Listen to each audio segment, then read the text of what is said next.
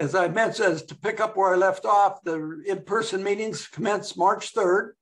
We'll be sending out information regarding the billing procedure changes and the parking, which we park on the top of the lot, and it'll be there will be a special code that you put in if you come to park, and you'll be billed by Terry for the bill for the parking. It's twice a month. The one on the 17th, there we have a entertainment. We have an Irish singer, Dennis McNeil, and spouses will be invited to that meeting. So it'll be a enlarged room. So be sure to mark on your calendar and tell your spouse about it, and so we can come there. So we'll have a larger room for that meeting. Are there any questions on that? No? All right. Whoops. Whoops, I've got to go back here. I don't know how to do that. The sailing ship is on for the March 31st. That's Mark Rogo was very generous and paid for at a raffle for this ship for a 3-hour sail, and we begin at noon. We board at 11:30 at San Pedro Harbor. At this point, it's limited to the members, and we have some special VIPs from the district coming. So it's going to be on a first come, first serve basis. So whoever's wants to mark that on your calendar and sign up for that sailing ship, you could let us know. That's, of course, a ways off, but we'll be coming out with more announcements on that. But let's see, I guess you can send me a email or Diane, either one, for a reservation. But we hope to have we have a room for 45 people, so we should have plenty of room for all the members. So mark that down. Are there any other announcements at this point? Diane, do you have any? Or anybody? Most everybody's on Zoom. Mark, you're on mute. I sent you an email, but we've got ex-UCLA basketball player Kiki Vanaway, who's going to join us on March the 3rd for our first in-person session. That's great. Thank you. That's good news. Kiki was a great basketball player for UCLA and a pro for that matter. So Mark, you'll be introducing him that day, by the way? Yes. Okay. If there's no other announcements, I'm going to go to the feature of the day, my little feature of the day, a dictionary lesson. And what is the one two-letter word in the English language that can be a noun, verb, adjective, adverb, and preposition?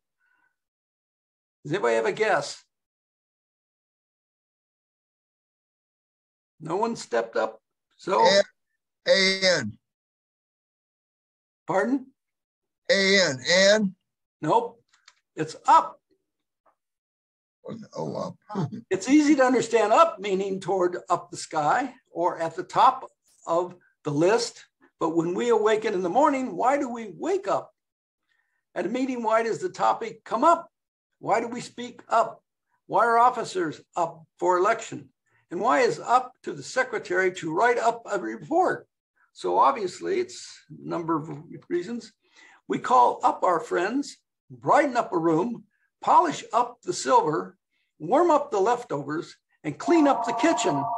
We lock up the house and fix up the old car. Special meaning. People stir up trouble, line up for tickets.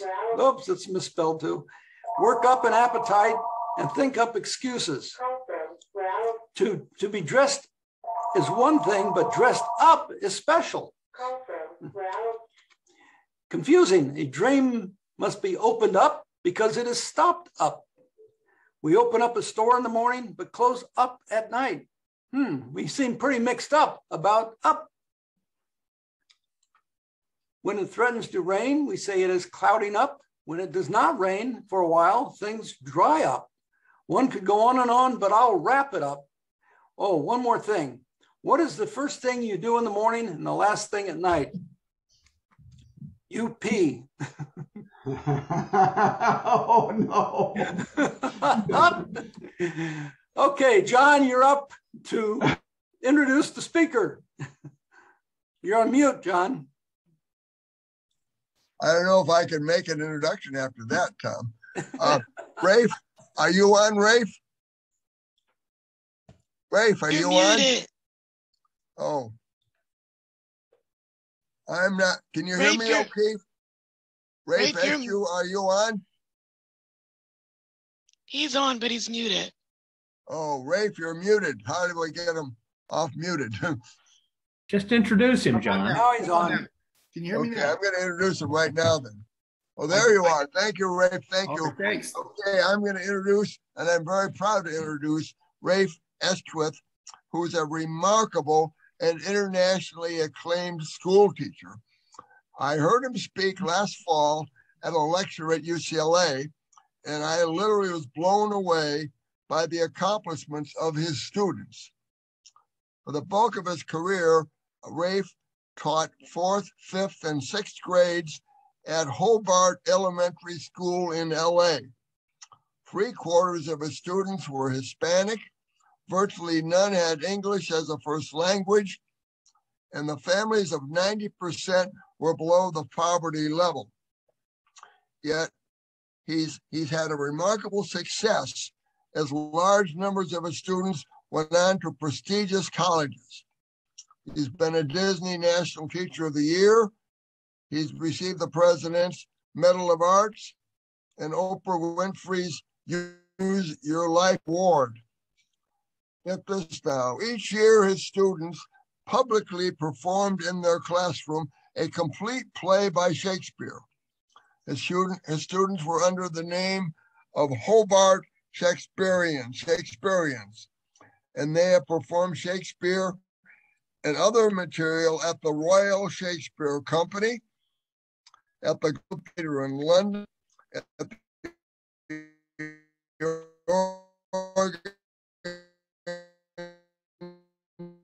Shakespeare Festival.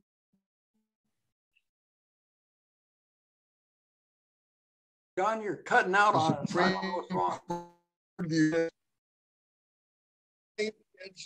On getting kids to read and giving advice to parents and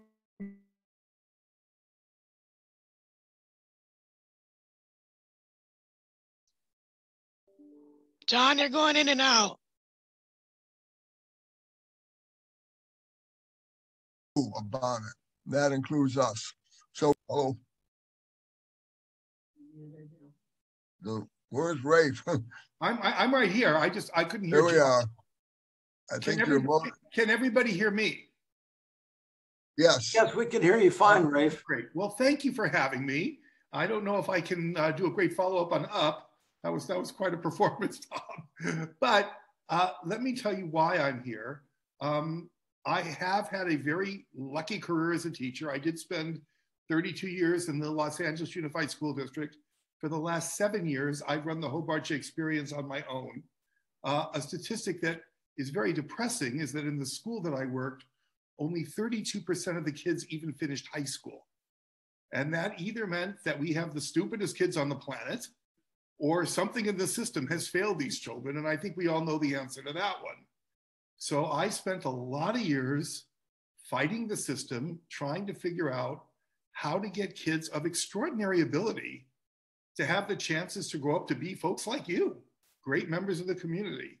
And it took me a long time, and I had a lot of help.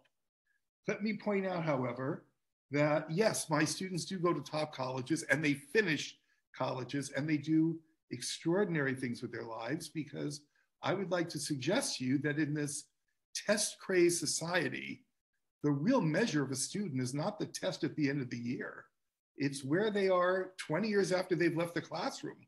What have I taught them that they're not going to be using just for a test, but for the rest of their lives? That's how we measure teaching 10 years from now, 20 years from now, 30 years from now.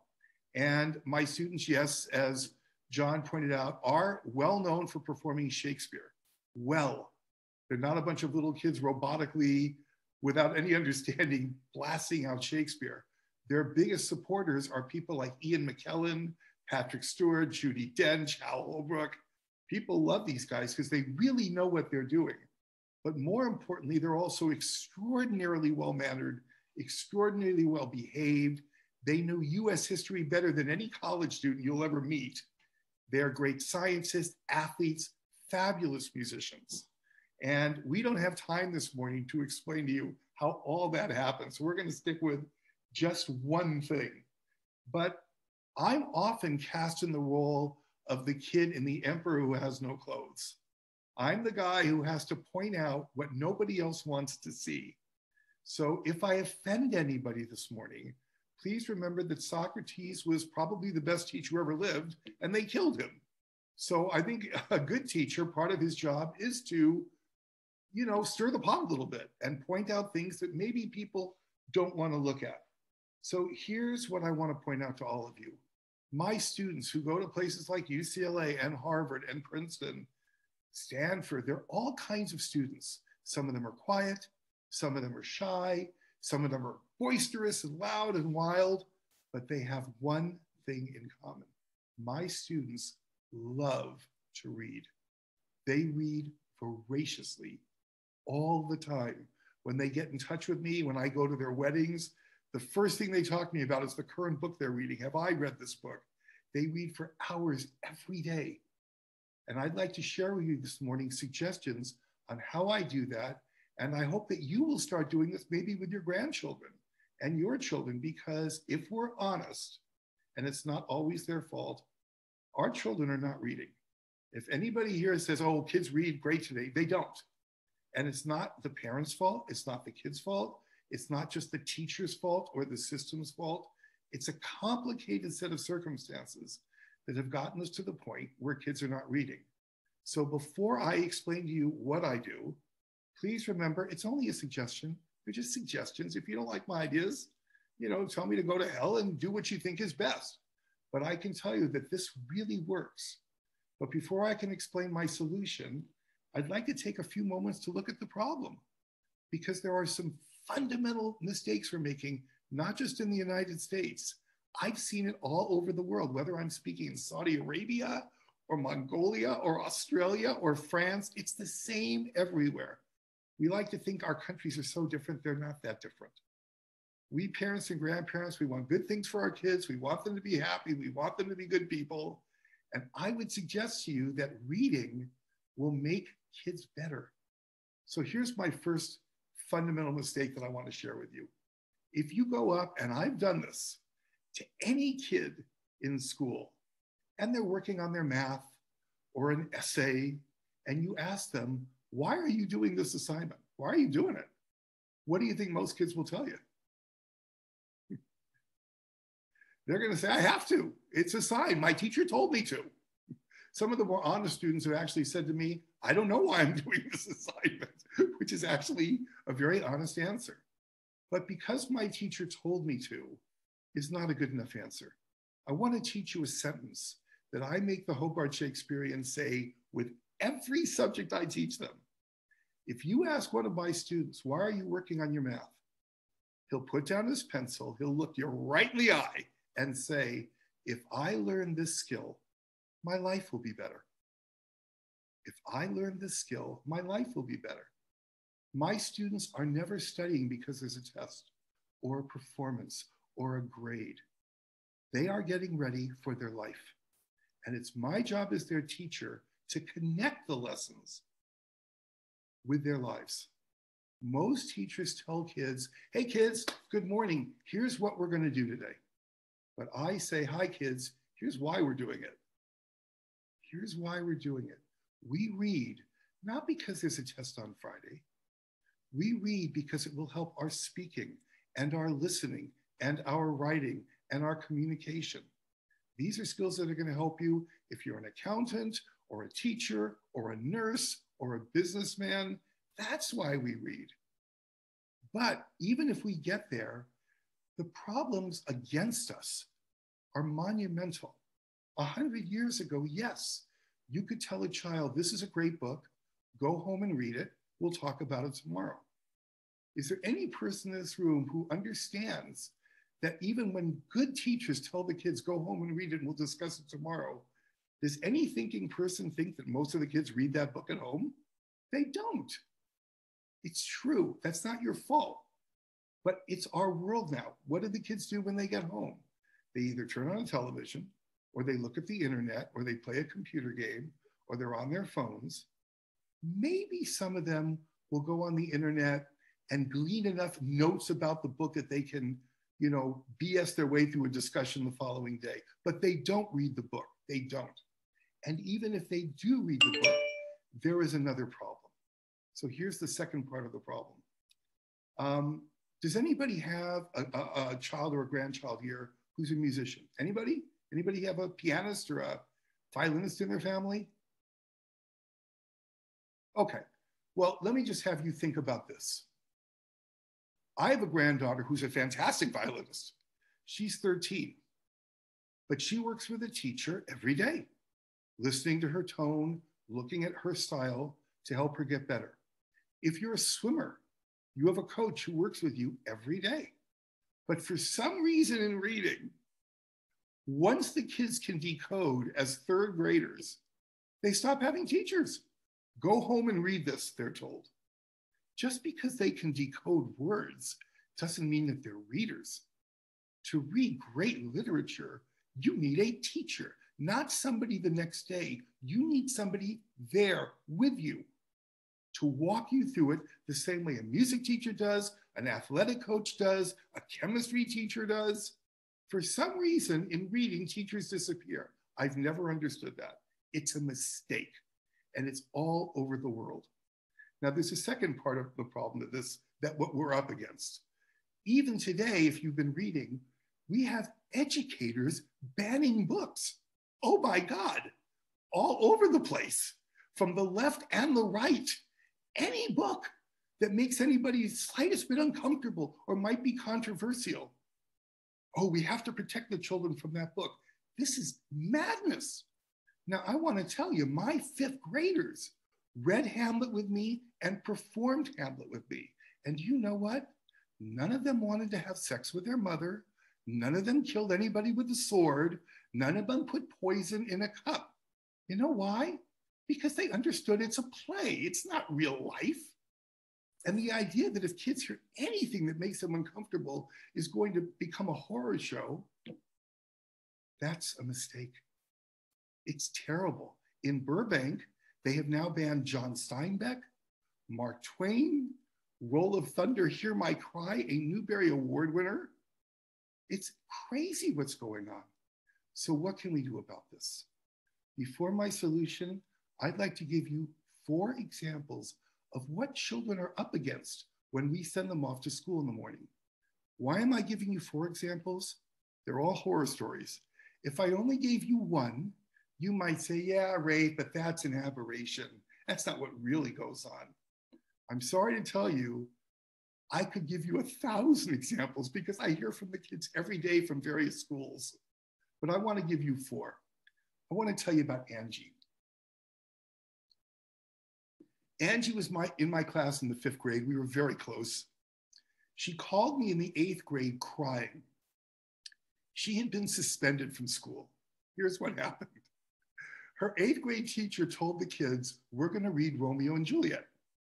Most of the kids groaned, and she said, great, I've already read Romeo and Juliet. I love that play. And the teacher took out a stack of comic books. And Angie said, what are you doing? And the teacher said, well, that's Romeo and Juliet. And she said, no, that's not Romeo and Juliet. I've read Romeo and Juliet. That's not it. And the teacher said, well, it's sort of like Romeo and Juliet. And she said, no, it isn't. We should read the real thing. The teacher said, well, Angie, the kids won't understand it. And Angie said, then why don't you explain it? That's your job. She was suspended from school, called me in tears and saying, Rafe, I've done a terrible thing. I was disrespectful to a teacher. I said, no, you weren't. You called him out. By the way, just to know, you should know, 5 years later, Angie won the Bill Gates Scholarship. She's now a junior at Harvard. And she was suspended from school for questioning a teacher. This is what they're up against. This is the kid we want in our classes. She wants to read Shakespeare. Story 2. Carmen called me from high school. Her teacher gave an assignment. Sounds like a great assignment. He divided his English class, and this guy had been a teacher for like 30 years, well known, divided the class into 4 groups. Each group of 8 kids was assigned a great work of literature. Their assignment, you're going to read it together in a group of 8. You're going to do a year-long project and present it at the end of the year. And don't worry, because during the year, I'm going to give you class time to work together. Her group was assigned one of my favorite books, Kurt Vonnegut's Slaughterhouse-Five. Now, if you've ever read Kurt Vonnegut, he's tough. He's brilliant, but he's tough. He does not write in a linear way. He writes the most bizarre, amazing books. And I think Slaughterhouse-Five is his best. But there is no way a bright 16-year-old can get through that book on her own. Impossible. Carmen called me. By the 3rd day, the other 7 kids of her group had given up. They're like, what is this? Planets, Trifodorians, you don't know what they're talking about. So Carmen and I read the book together on the phone every night, with me explaining all of Vonnegut. Every week she asked the teacher, you said we'd have class time to work. Yeah, the teacher said, we'll get to it. By the end of the year, the teacher said, you know what, we've run out of time. I'm gonna give you all A's. And then in the school library, they put up a display about Kurt Vonnegut's Slaughterhouse-Five, and everybody congratulated the class for reading it, and everybody congratulated the teacher for doing a great job. And everybody got an A. This is what I'm talking about. The emperor has no clothes. Somebody needs to say something. This goes on a lot. Story 3. Oh, by the way, Carmen is now at Princeton. Elvin was a student on the West Side, great Latino kid with hardworking parents. In his class, the teacher said they were going to read Othello, one of my favorite Shakespeare plays. What was their method? The class was divided into 5 groups. Each group read one of the 5 acts, and then they told the rest of the class what happened in that act. That's not reading Othello. It isn't. Yes, they know the basic story, but again, it's the kind of shortcut stuff that's going on in schools. It's why kids don't understand the beauty of reading. And finally, let me tell you a story about my grandson from last week. I spent last week in San Francisco because my 9-year-old was given an assignment by, I'm sure, a very nice librarian of reading a book called Run, Buddy, Run. It won the Newbery Award for the best child's book of the year in 1999. It's a story of a bright African-American boy who grows up in an orphanage and runs away because he's abused in search of his father. And it's his journey across America. It's a very good book. But this book was given to a 9-year-old child and told, go home and read it. This book takes place during the Depression in Flint, Michigan. My 9-year-old does not know where Michigan is. It takes place during the Depression. He doesn't know what the Depression is. Part of the book takes place in a Hooverville. My 9-year-old does not know what a Hooverville is. The book is filled with references of the FBI, Public Enemy #1, John Dillinger, Babyface Nelson. It has great African-American heroes in it, like Dorothy Dandridge. It has Louisville Sluggers, Paul Bunyan references. Does anybody here think a 9-year-old with any help knows what these things are? They don't. But on the school, they're saying, hey, our kids are reading Newbery Award winners.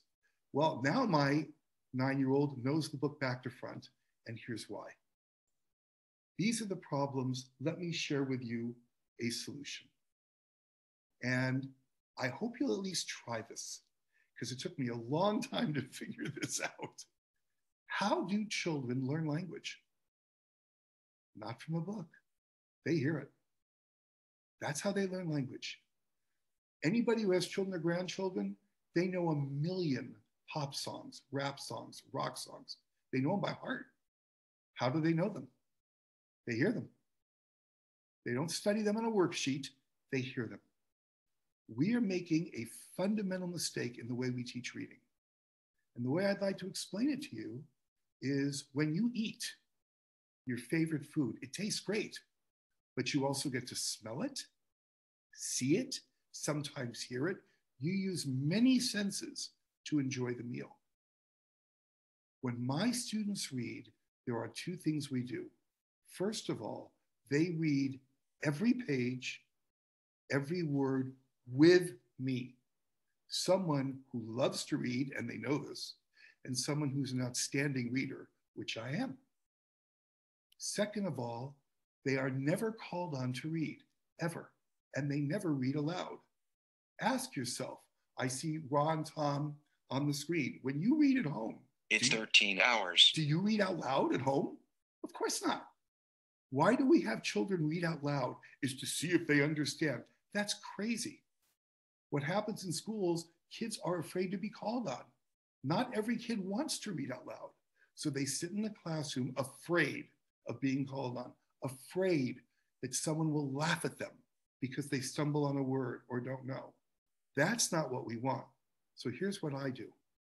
Every great book now is on audio, every great book. I don't care if it's Dr. Seuss or Kurt Vonnegut, it's on audio with professional readers reading it, great readers. So my students all have the book in front of them. They're looking at the words and they're listening to a great reader read what they are seeing. They're using two senses. Second of all, no one is worried about being called on. All they're doing is focusing on the language and hearing the language. And then because it's on audio, I don't have to spend energy saying, have I called on Taya yet? Have I called on Tom yet? Have I called on John yet? All I'm doing is looking at the class and then I stop the tape. I stop my phone for a minute and I go, now wait a minute. He just said, the man swung a bat like Paul Bunyan. Take a look at the sheet in front of you, kids, because what I do is I have a picture of every reference in that chapter in front of them. So they get to see who Paul Bunyan was or what a Louisville slugger is.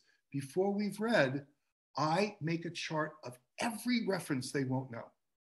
So they have instant understanding of what they're looking at. And because they hear it, that's how my students learn Shakespeare. Shakespeare was never meant to be read. In Shakespeare's day, people didn't say, let's go read a play. They said, let's go hear a play. It was all about audio. When I read now on my own, I use audiobooks with the book in front of me. I read this way. And I learn things so much better and remember so much better.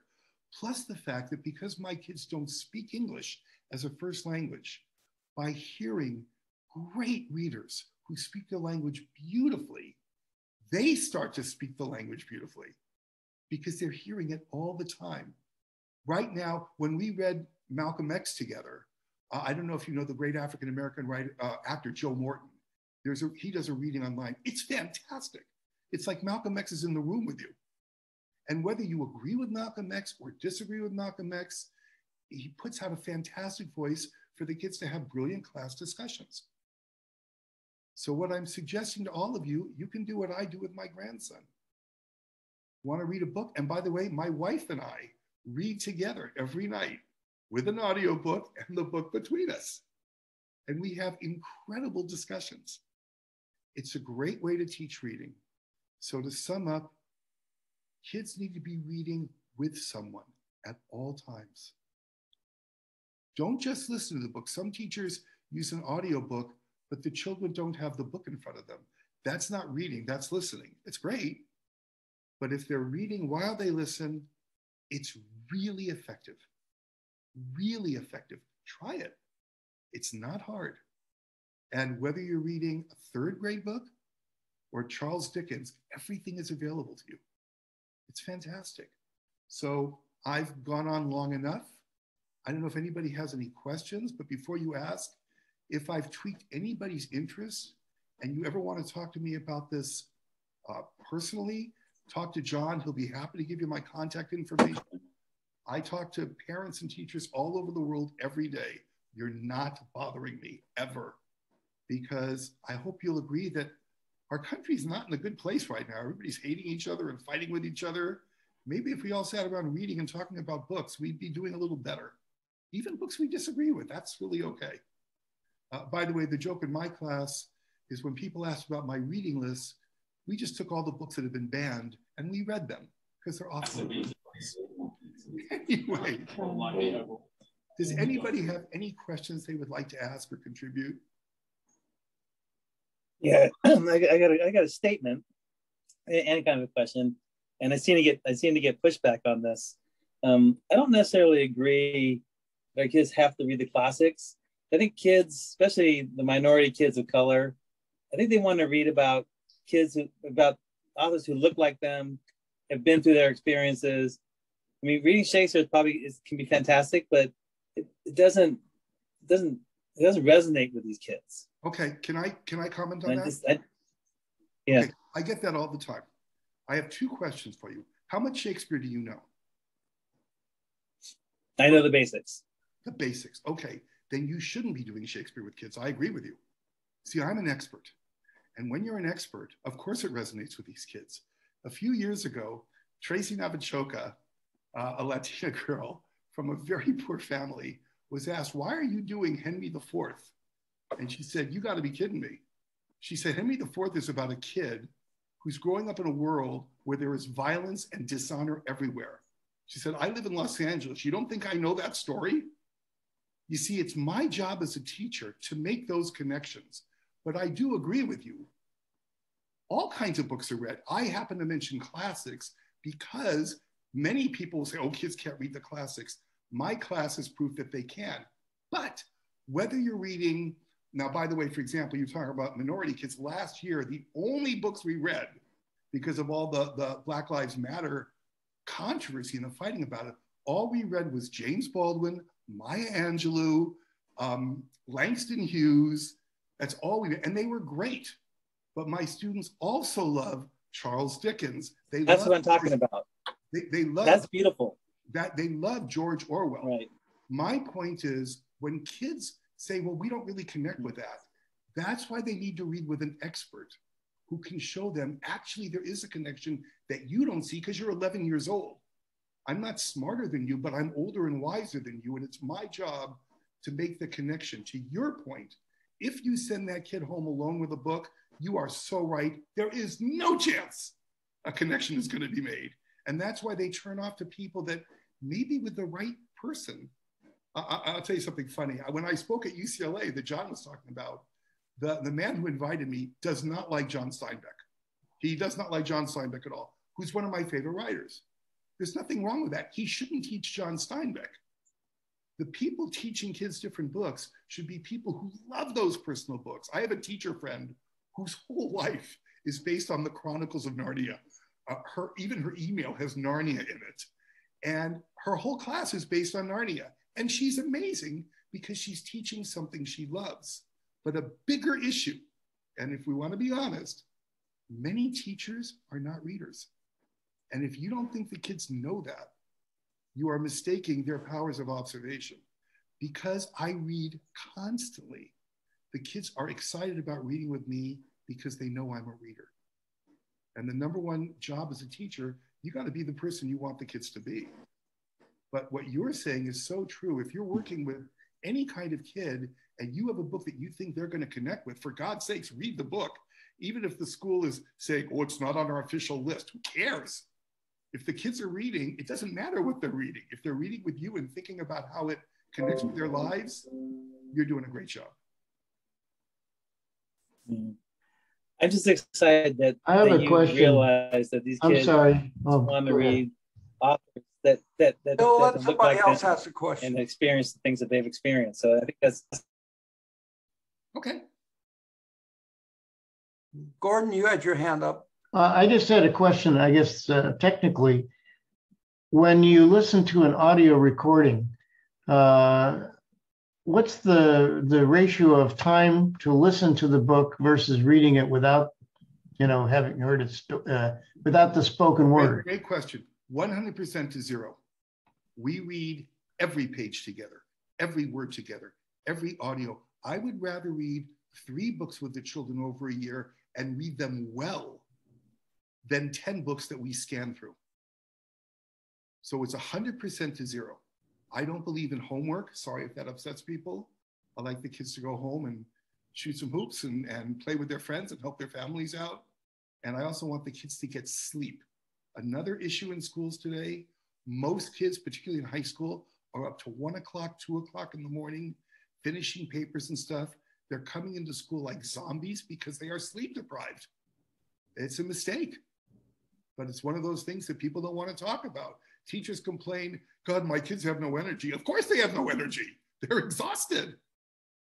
So, but we read completely together every page, as I just did with my grandson last week for 5 days, reading the book Bud Not Buddy, a great book about an African-American kid and his journey to find a home.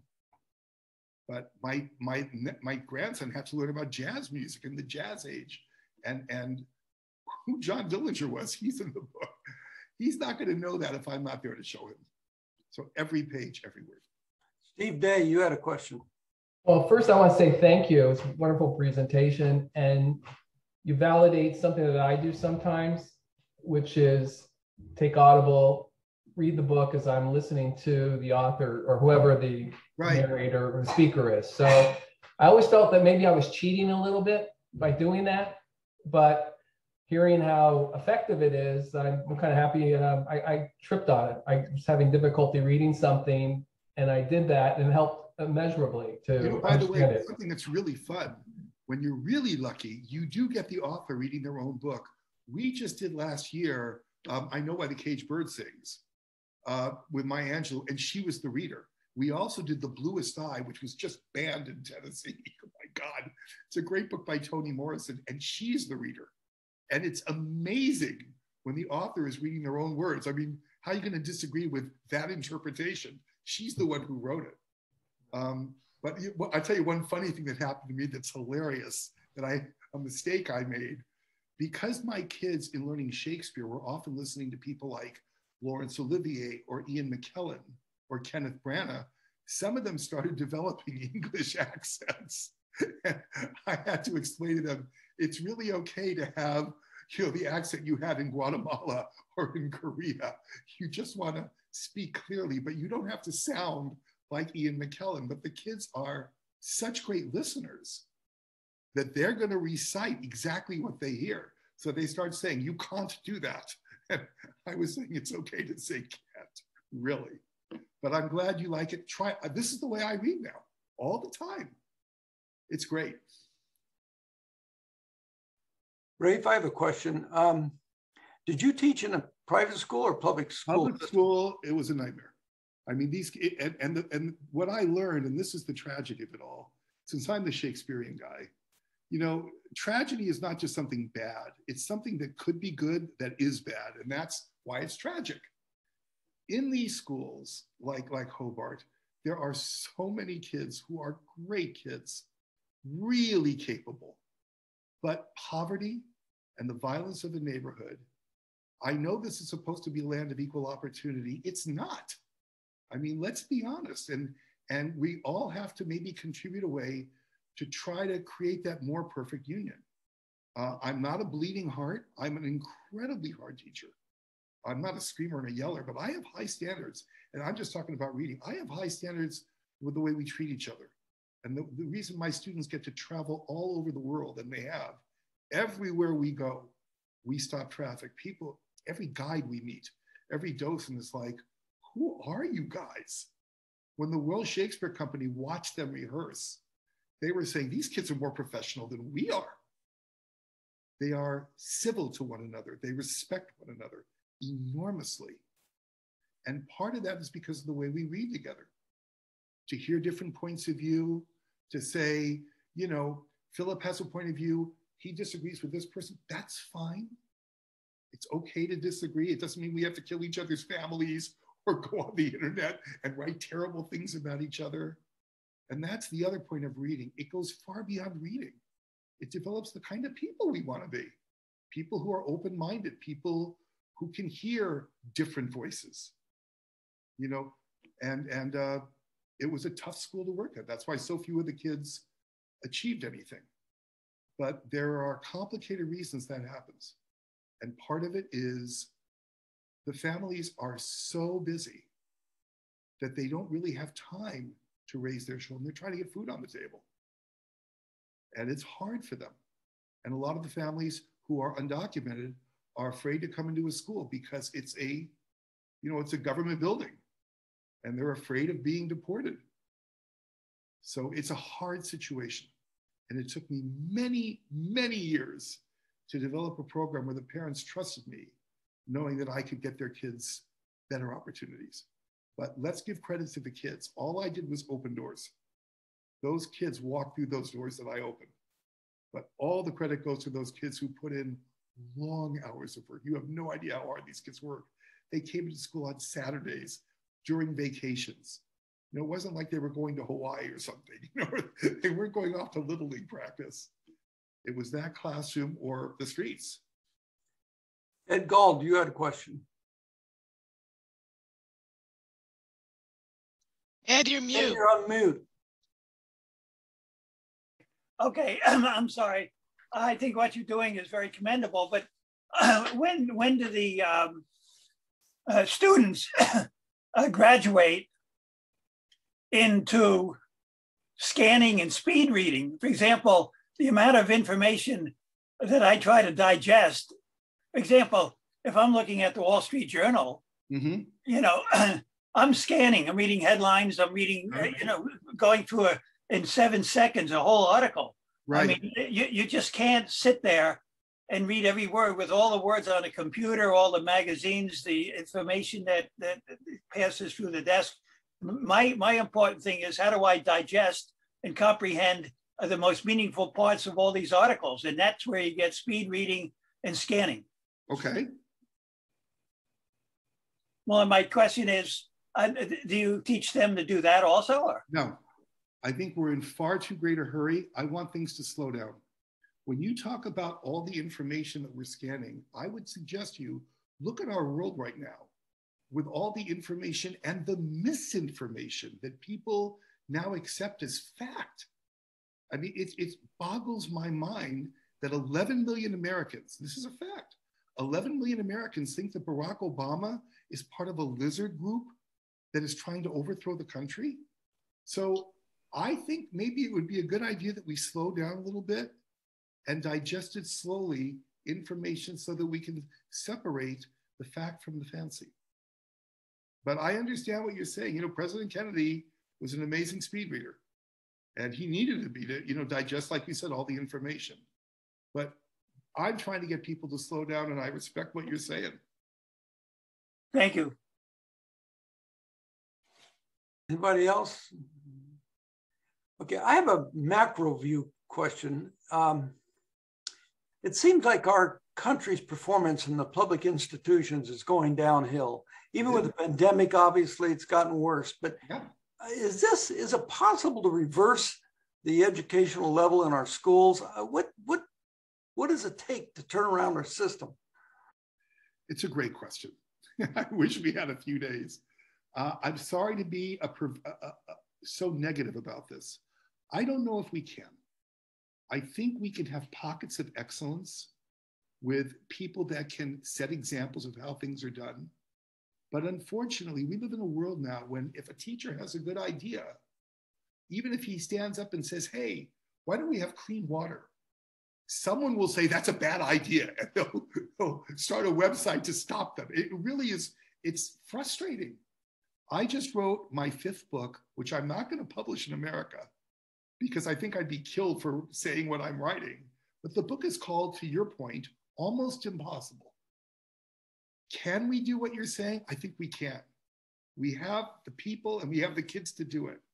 But we need leaders and teachers far braver than the ones we have right now. I'm sorry if this hurts anybody's feelings who's an educator or who has an educator in the family. I'm sure they're great. But I'm telling you, there are a lot of educators who don't care as much, who won't put in the time. And that's what my strength as an educator. I'm not that much smarter than the other teachers or more talented, but I put in lots of time and I'm happy to do it. And by the way, if anybody, I'm married, I have 4 children, I have grandchildren. I'm very happily married for over 30 years. My secret is I don't do social media. And I don't, I don't send people pictures of what I had for dinner. and I don't watch television. So that gave me the time to work with my students. I have a question. Please. Go ahead. Yeah, my daughter's worked with Teach for America for about 18 years. Right. How do you like the Teach for America teachers? They're less formally trained. They Right. get like a 2 months training out of college, and then they go out and they do it. Right. I've spoken to them several times. First of all, I think it's great that you're trying to get bright young people into those classrooms. That's wonderful. My problem is this. One of the reasons my students are so dedicated, you have no idea how dedicated they are to my class, to the point where my former students help me immensely. I have an army of former students. Why is that? I'm going to bring up a book that's my favorite book that is now in the crosshairs of American education. My favorite book is To Kill a Mockingbird. And for those of you who don't like the book, you're smiling. Oh, it's a phone. The reason I like that book, it has nothing to do with the racial language or even the trial of Tom Robinson. I like that book for two reasons, and this is answering your question. When Atticus is asked by his children, are we going to win the case? He says, no, but he still goes into the courtroom. He knows he's going to lose. And to Tom's question, when I work with my students in the macro picture, I am going to lose. I know that. But I have to fight the good fight. I have to do the best I can because those students deserve it. Second of all, when Jem is beaten up badly, Atticus is there when he wakes up in the morning. Atticus is always there. My students knew I could do anything. You have no idea the offers I've been given to start private schools and be funded for millions of dollars and have movies made. And I turned it all down. Because if I left that room, what am I saying to my students? It's about me, it's not about you. So to Teach for America, my problem is to do it for a couple of years, I think it's admirable. But I'm sorry, nobody is a great teacher in their second year. You could be a great second year teacher, but it took me a decade to even have a clue of what I was trying to do. It took me another 10 years to start to find the tools of how to communicate what I was. It took me, I think, 25 years to be what I would call really good. And that's my problem with Teach for America. Love the people, love their spirit. I just wish they'd stay put. And they don't. That's another problem in our society. Well, along with the fact that California spends half as much money on education as Connecticut. Right, right. You know, I mean, for all our talk, you know, I'm a football fan and you watch the NFL on Sundays and they go, and we're giving all the great teachers $50 worth of pizza. And everybody goes, oh, that's great. I'm like, okay. And how does this help those, you know? And we're so quick. Or here's another one. You turn on your computer and there'll be some viral video because some teacher is dancing with the kids and the kids are all dancing on their desks and everybody goes, oh, it's so wonderful. Why is that wonderful? I mean, I'm not against having fun with your students, but I'd rather see a viral video of kids that are doing fantastic stuff with mathematics or science or physics. I would find that much more inspiring than a group of kids dancing on top of their desks. Sorry, it's me being, you know, difficult. Nancy, I saw you had your hand raised. Did you have a question? Okay. Any other questions for Rafe? You know, I see good teachers. What effect does the union control over the teachers have in the furthering our education? That's a tricky question, but. Okay, it's only one person's opinion. I belong to the union. I support the concept of unions. I don't like the teachers union. I've never seen a union meeting where they talk about the students, ever, ever. And that's what I do. So when the teachers struck in 1989, I followed the strike. I don't cross picket lines. I understand why they're unions. I think a friend of mine once called them a necessary evil. But I certainly don't think they're helping Johnny read any better. I don't think they're helping Johnny even know things like how you fill out forms. For example, I just have a student right now. He just 2 days ago was accepted full scholarship to Brown University. Fantastic. He has no clothing to wear. He's going to Providence, Rhode Island. He's a California kid. Where is he going to get the money to buy clothing? That's where I come in. I'd like to go to a union meeting where they talk about those issues. I hope that didn't hurt anybody's feelings, but. Steve Shear. What a wonderful program today in talk. And my question is, in a world or a culture right now filled with misinformation, how do you teach your students to find the truth? Oh, God. Boy, this is quite a group. Great questions. I hope I can share a very funny story with you. This is absolutely true. Many years ago, I took the kids, we were performing in New York City, and I took them to the Empire State Building. And if you've ever been there, you have to wait in line a long time. And the line snakes through this cavernous hallway. And on the way, they try and get your money. You can buy things. And there's one thing you can do where you can go into a theater that moves and you take a wild ride through, like a virtual ride through New York City. And the kids said, can we go on? I said, sure, let's do it. But to go on the ride, you have to buy tickets at this kiosk. And then down the hall, you wait behind a red restraining rope until they let you into the theater. So I told the kids to line up. I said, let me go get the tickets. So I'm buying the tickets. And while the kids were waiting, this is like 40 kids. The ticket taker, the young guy, walked over to my students who were waiting very quietly. And the guy said, hey kids, you having fun? And the kids all went, uh-huh. Well, you sure are quiet. And the kids went, yeah. And he said, what are you so quiet about? He said, well, this is a public place. And, you know, Rafe has taught us in a public place, we try to keep our voices down. It's polite. And the guy said, let me give you some advice. When you're young, you should be screaming and dancing and raising a lot of hell and having fun. All right. And I'm watching all this. I didn't say a word. We went on the ride, had a lot of fun. After the ride, I called the kids over and I said, you guys, I feel kind of bad. I know I'm really strict about your behavior and I expect you to be quiet in a public place. I hope you don't think I'm taking away your fun. It's just that, and before I could finish, a 10-year-old child named Catherine said, Rafe, that guy takes tickets in line for a tourist attraction. You think we're going to listen to him? What I do to answer your question is I try to surround the kids with capable, intelligent, thoughtful people. And slowly, not in one easy lesson, the kids have to decide your brilliant question. Where do we go for our information? You know, if Tiger Woods is selling Oldsmobiles, I tell the kids, it's great. He's an amazing golfer. But if I want to buy a car, I ask the kids, who should we be talking to? And the kids go, well, maybe a mechanic, somebody who works on cars. When Ian McKellen, who comes to our class, you know who Ian McKellen is? He's like the greatest guy.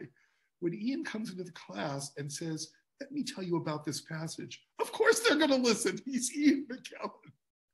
So your question is the bigger issue. We do have to talk to our kids about where you are getting your information. I always laugh during the pandemic when people say, well, I've done my research. Your research? My daughter is an MD PhD from Johns Hopkins. Her husband is the leading orthopedic surgeon on the planet. They've done research, okay? Reading the internet is not research. And this is something we do discuss as a class. Does it always work? No. But people like you, people like me, need to raise the issue. Do we always win? No. I lose all the time. But I do talk about that with the students often. Thank you. It's a great question. Rafe, we thank you. What a great program. Wonderful. Really, thank you. And John especially. If anybody didn't have fun, blame John. It's all his fault. And in your honor, we're going to be making a contribution to the Westwood Village Library with your name on it. I've created a list already. And so thank you very much for today's program. What a great thing. Thank you, folks. And next week, stay tuned. You know the old joke, there was a priest, a rabbi, and a well, that's going to appear next week. So hope to see you next week. Thanks, everybody. With that, we'll leave the program. Thank you, everybody. Thank you.